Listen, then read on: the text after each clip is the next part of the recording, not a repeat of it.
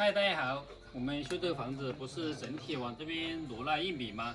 这现在小车都能过来了，但是呢，我们楼上还是想给它做一个露台，所以说我们楼上还要做一个1.6米宽的露台。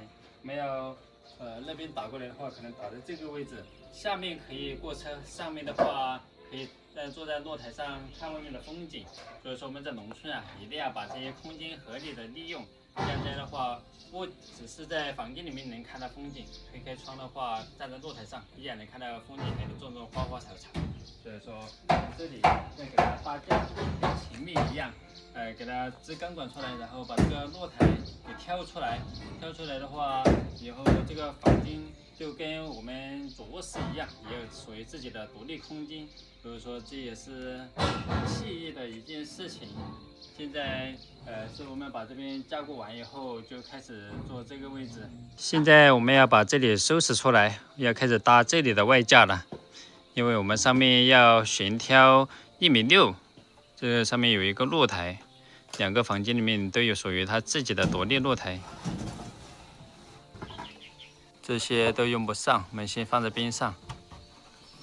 但这块板子好宽呀。不过我们现在的层板是完全足够的，这些到时候要是做厨房的话也可以用上。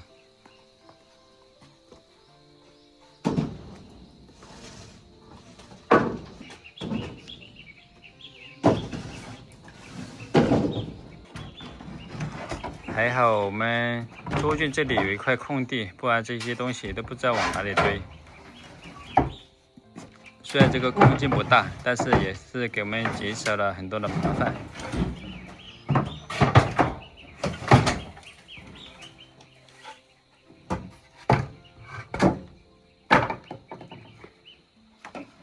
哦，这个板子断了。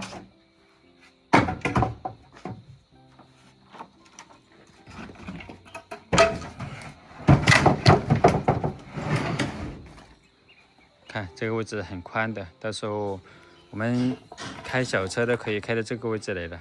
这里都长树了，给它拔了。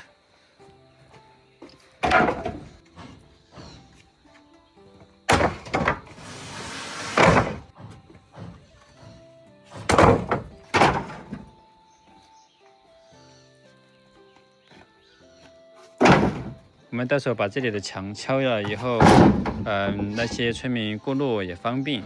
我们上面做一个露台的话，下面要是放一点柴火的话，以后也不会打湿。所以说，这块地虽然我们给它让宽了一些，但是，今后更加的实用。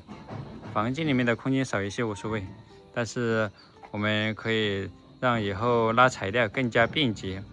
无论是下面爷爷奶奶他们拉材料，还是村支书拉材料，都可以直接拉材料到这里，然后往那里扛下去，就比较方便了。以前我们材料拉不过来的话，需要人工，现在就不需要了。这条路是很宽的。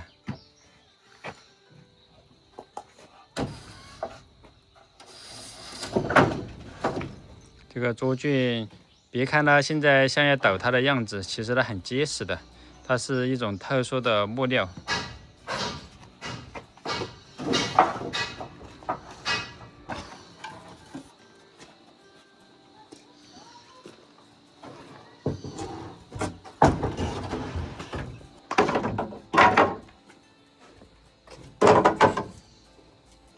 这些材料以后我自己也学打家具，不用再去买了。像很多人还特意到旧货市场去买这些旧木料。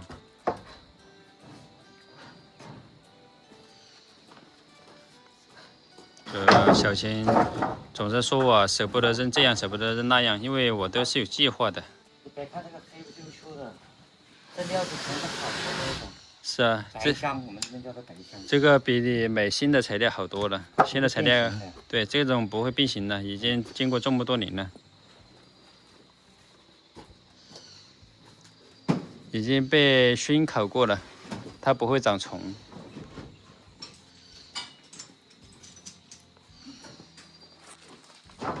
哇，这条路好宽呀！现在弄出来，以后从这个位置就可以直接进到我们院子里了。我们院子里到时候有一个院门。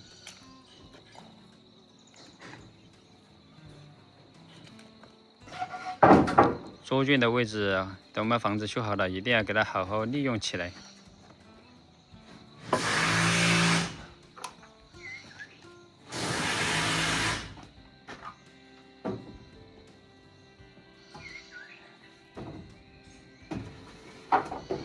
好，这里把它清理干净了。看一下1.6米的距离在哪里？1.8米、1.6米，然后架子要搭在1.8米的地方，这样才能支撑住。我已经精准的测量过了，都过得了。那只能搭在1.7米的地方，1米。搭1.7米。每一根木料对于师傅来说都是宝，因为需要的时候可以随时取。这个一直没舍得锯它。哦，因为这根又长又直啊。这2条刚好拆出来之后，放这边的那个楼头就刚刚好。哦，拿来放在上面铺楼板。对，你锯掉了就没用了。这个买一条很贵的。对，买一条当中是100几。这个车是不是要给它挪开？把车挪走，现在开工了。要推要砍吗？好，你就待在这里吧。我们要把这钢筋拖过去。这里还有100来根钢管，架在这里是完全够用了。以后这边有一个露台。坐在这个房间里面走出来，真是太惬意了。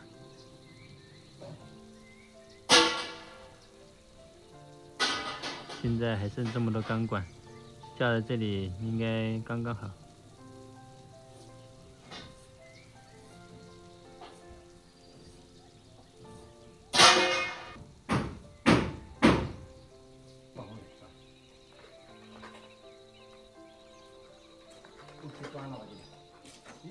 那个锯子在哪里啊？哪里掉的？啊？哪边啊？你这边。